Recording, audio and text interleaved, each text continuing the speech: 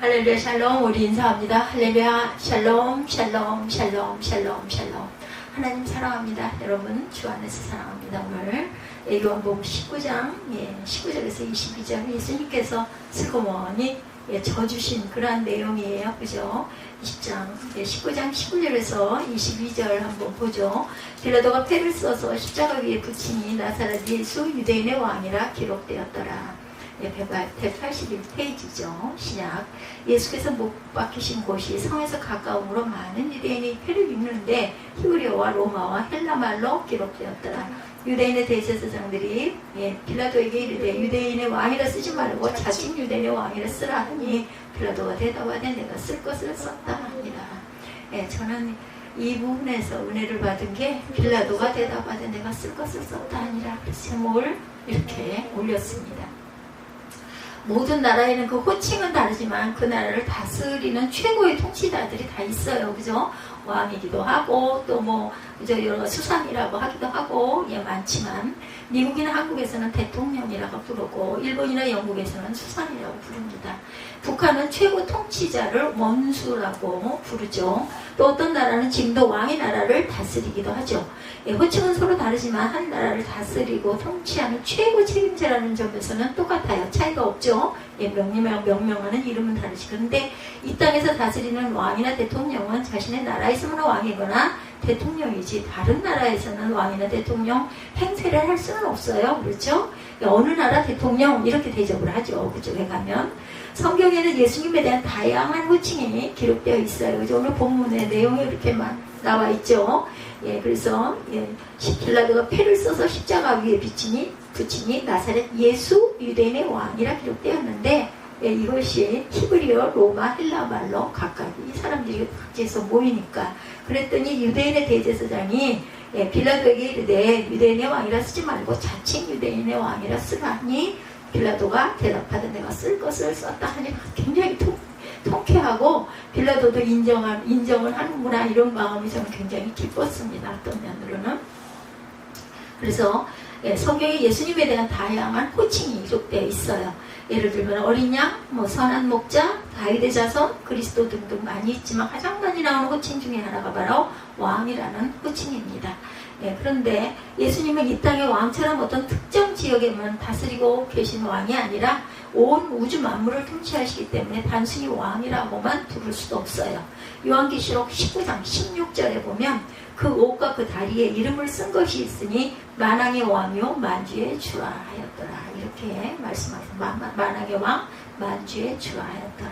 예수님을 단순히 왕이 아니라 만왕의 왕, 영어로는 King of Kings 이렇게 부르고 있어요. 즉 세상의 왕이나 대통령과는 달리 예수님의 통치와 다스리기 미치지 않는 곳은 하나도 없다라는 것입니다. 그리고 이 세상의 왕이나 대통령은 길면 몇십 년 동안 통치자로 살아가기도 합니다. 그런데 예수님의 통치는 영원 무궁하고 지금도 예수님이 우주의 진정한 왕으로 통치하고 계시죠. 바로 그 만왕의 왕이신 예수님이 이 땅에 오셨는데 결국 사람에 의해서 십자가에 기가 막히게 못 박혀 죽으시는 장면을 저희들이 읽고 있어요. 또한 생각하고 상상하고 바라보고 있습니다. 만왕의 왕이신 예수님이 자신이 왕이라는 이유 때문에 죽임을 당하시고 또한 이 세상에서 가장 어처구니 없는 일을 당하신 것이에요. 보통 죄인을 십자가에 못 박아 처형할 때에는 그 죄인의 죄를 기록한 죄패를 십자가 위에 붙였어요. 예수님도 예외는 아니셨죠. 사도 요한은 예수님의 죄패의 내용을 자세히 기록합니다. 나사렛 예수 유대인의 왕. 그리고 예수님의 죄패는 그 당시 사용되는 3개국의 언어로 기록되었어요. 즉 유대인들이 사용하는 히브리어, 그 당시 영어와 같은 공용어였는데 헬라어, 그리고 유럽과 중동 지역을 통치하고 있던 로마 제국의 언어인 라틴어로 기록되어 있다. 히브리어, 헬라어, 그리고 라틴어죠. 기록되어 있다. 그래서 십자가 앞을 지나가는 사람들은 누구나 예수님이 왜 십자가에 못 박혀 사형을 당하시게 되었는지를 금방 알 수 있도록 천개 국어로 썼다는 거예요. 가장 많이 사용하는 공포어들로. 한국에서는 대통령을 하다가 대통령의 임기가 끝나고 난 이후에 감옥에 들어갔던 분들이 계셔요. 그죠? 예를 들어서 한국에 뭐 전두환, 노태우 대통령은 대통령의 자리에서 내려오자마자 대통령 시절에 지은죄로 재판을 받고 감옥 생활을 하셨어요. 그들이 권력을 갖고 통치권을 행사할 때는 생각할 수조차 없었던 일. 저도 깜짝 놀랐어요. 근데 그 이후로 계속 그렇게 되니까 그 다음에는 이제 또 그러네. 이제 이렇게 생각을 하게 되더라고요. 그럼 온 우주의 통치자이시고 만왕의 왕이신 예수님이 재판을 받고 십자가에 못 박혀 힘없이 죽으셨다는 사실도 전두환이나 노태우 대통령처럼 예수님의 통치 능력과 권력이 없어졌기 때문이겠는가. 정반대죠. 그것은 예수님과 빌라도와의 대화에서 발견이 됩니다. 빌라도는 예수님에게 요한복음 19장 10절에서 다음과 같이 얘기합니다. 19장 10절을 보죠. 빌라도가 이르되 내게 말하지 아니하느냐 내가 너를 놓을 권한도 있고 십자가에 못 박을 권한도 있는 줄 알지 못하느냐 이렇게 말하죠. 빌라도는 예수님의 목숨을 살리고 죽이는 권한이 마치 자신의 손에 달려있다는 듯이 말하죠. 빌라도의 말에 대한 예수님의 답변은 19장 11절입니다. 예수께서 대답하시되 위에서 주지 아니하셨더라면 나를 해할 권한이 없었으리니 그러므로 나를 내게 넘겨준 자의 죄는 더 크다 하시더라. 이렇게 말씀합니다. 예수님이 힘이 없고 능력이 없어서 죽임을 당하신 것이 아니라 어떻게 해요? 하나님이 허락하셨기 때문이다. 이렇게 답을 하는 거죠. 또한 예수님은 요한복음 10장 18절에서도 비슷한 말씀을 하셨어요. 10장 18절 볼까요? 가까우니까 보죠. 직접. 10장 18절 이를 내게서 빼앗는 자가 있는 것이 아니라 내가 스스로 버리노라. 나는 버릴 권세도 있고 다시 얻을 권세도 있으니 이 계명은 내 아버지에게서 받았노라 하시더라. 이렇게 말씀하고 있습니다. 내가 너를 놓을 권한도 있고 십자가에 못 박을 권한도 내게 있다라는 거죠. 그래서 빌라도의 말에 대한 예수님의 답변입니다. 예수께서 대답하시되 위에서 주시 아니하셨더라면 나를 해야 할 권한이 없었으리라. 예수님이 힘이 없고 능력이 없어서 죽임을 당하신 것이 아니라 하나님이 이렇게 허락하셨다. 그리고 18절에도 이를 내게서 빼앗는 자가 있는 것이 아니라 내가 스스로 버리노라. 나는 버릴 권세도 있고 다시 얻을 권세도 있다. 예수님이 인간 빌라도에게 재판을 받으시고 십자가에서 죽으실 때에도 예수님은 왕으로서의 권세와 능력을 갖고 있었다라고 말씀을 하십니다. 그런데 이 세상이 정말 힘든 일 중에 하나는 나에게 충분한 능력이 있는데도 내가 참고 인내하여 내가 내 능력을 억제하고 사용하지 않는 거예요. 자녀를 키우다 보면 정말 말 안 듣고 힘들 때가 얼마나 많아요. 그렇죠? 저는 요즘에는 많이 놀랍니다. 세대 차이이겠지만 예전의 교육 방식과 요즘의 아이들을 대하면서 저는 너무 길게도 그죠? 요즘 아이도 기르고 있고 정말 오래전에 수십 년 전에도 또한 애들을 길렀습니다. 그러다 보니까 너무너무 어이가 없고 기가 막힌 일들이 너무나 많아요. 근데 어떻게 그냥 그렇게 그게 맞겠지 하고 가야 된다라는 거죠. 화를 내고 매로 때리는 것보다 부모로서의 능력을 억제하고 참고 말로 대하는 것이 더 힘들어요. 왜냐하면 우리에게는 오라 같은 게 있죠. 그러다 보니까 그거를 다스려야 되는데 어떻게 할 바를 몰라요. 그럴 땐 그냥 입을 다물고 시간을 좀 많이 보냅니다. 그리고 요즘에는 뭐 카톡들이 있으니까 뭐 문자가 있으니까 좀 쓰죠. 편지같이 뭐 볼지 어떨지는 모르지만 내가 조금 심했구나 이면은 말 대신 그 열기가 있는 말 대신 그냥 글로 표현을 하죠. 사실은 화를 내고 매로 때리는 것보다 부모로서의 능력을 억제하고 참고 말로 대하는 것 그럴 때 굉장히 힘이 들죠. 예수님이 어떤 분이세요? 온 우주 만물을 창조하신 하나님이십니다. 근데 그들이 믿지 않을 뿐인 거죠.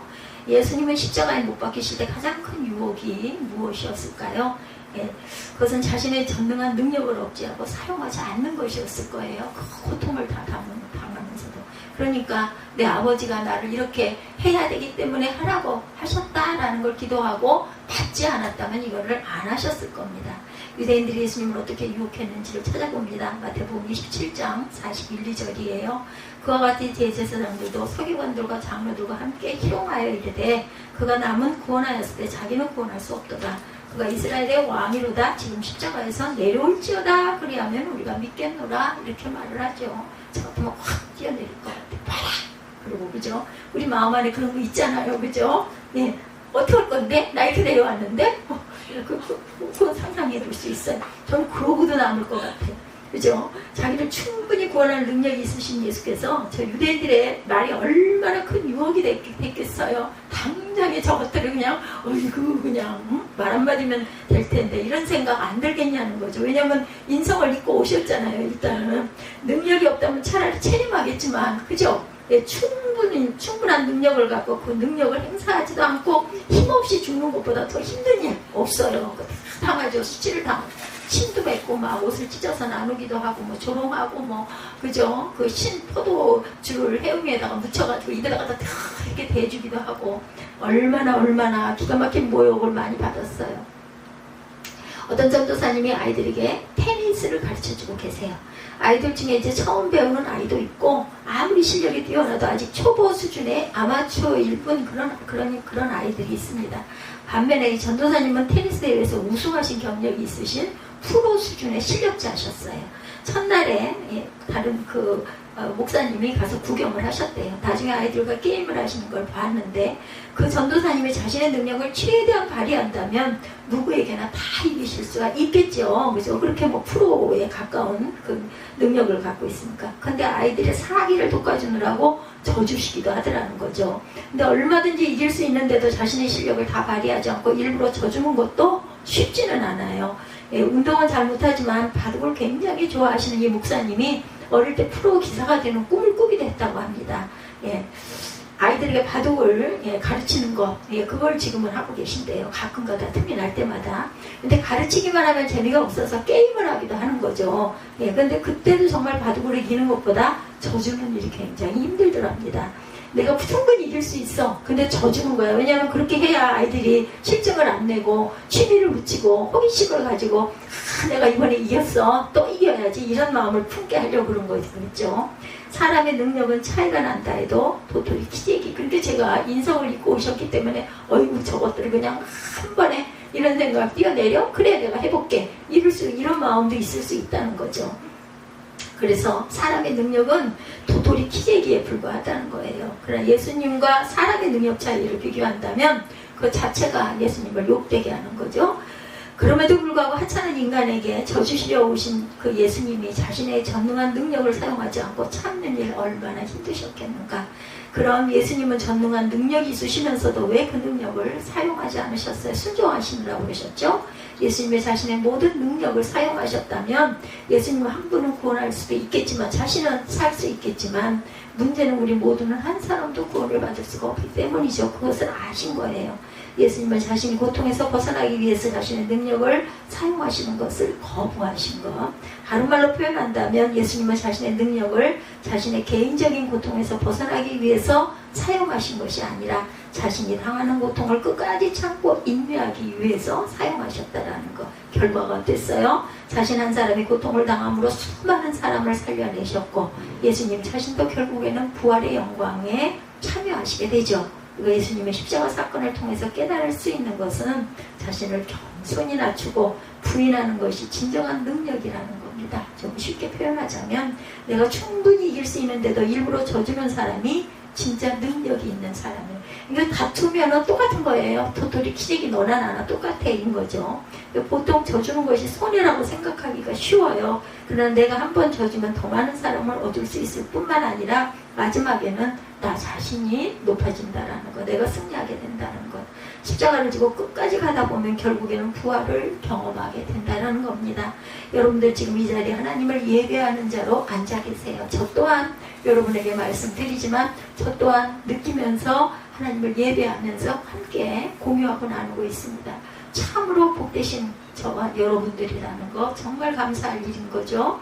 여러분들을 위해서 끊임없이 일부러 져주신 분들이 혹시 계시지는 않은지 하나님을 예배하는 자가 되기까지 여러분들을 위해서 끊임없이 일부러 져주시는 분들이 혹시 안 계신지 우리가 이 자리에 있는 것은 누군가가 나 때문에 고통을 참고 인내해 준 분들이 있기 때문이에요. 어떤 분들은 부모님이 고통을 참고 인내하고 일부러 져주셨기 때문에 이 자리에 있게 된 분도 계실 것이고 어떤 분들은 남편이 또는 아내가 자신 때문에 고통을 참고 인내하고 일부러 져주었기 때문에 그 자리에 서 있는 분들도 계실 겁니다. 그렇죠. 뭔가를 하겠다고 할 때 상대방이 함께 있는 상대방이 희생이 되어야만 그 일을 온전하게 잘 할 수가 있기 때문이에요.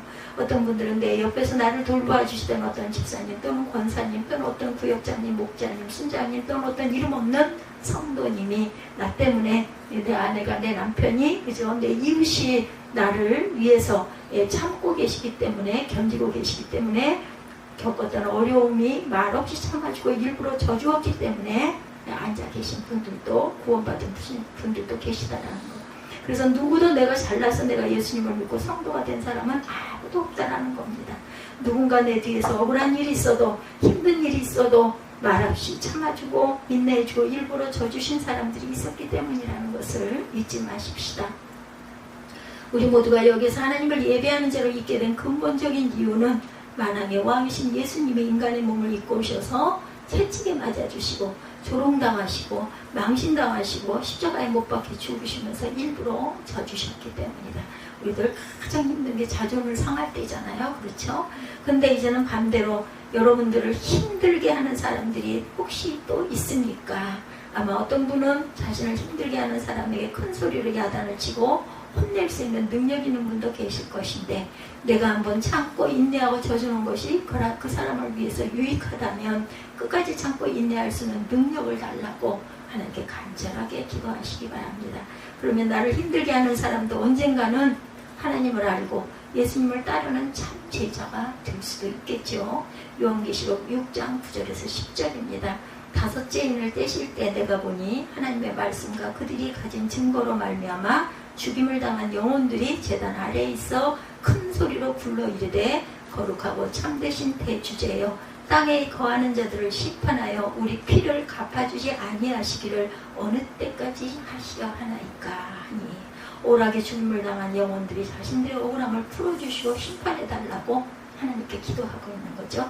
그때 하나님이 어떻게 응답하세요?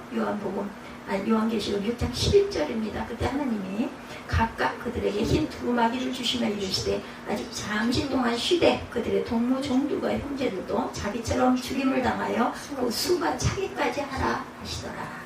너희뿐만 아니라 다른 형제들도 그 억울했던 일로 더 많이 죽을 때까지 더 참고 기다리라는 거죠.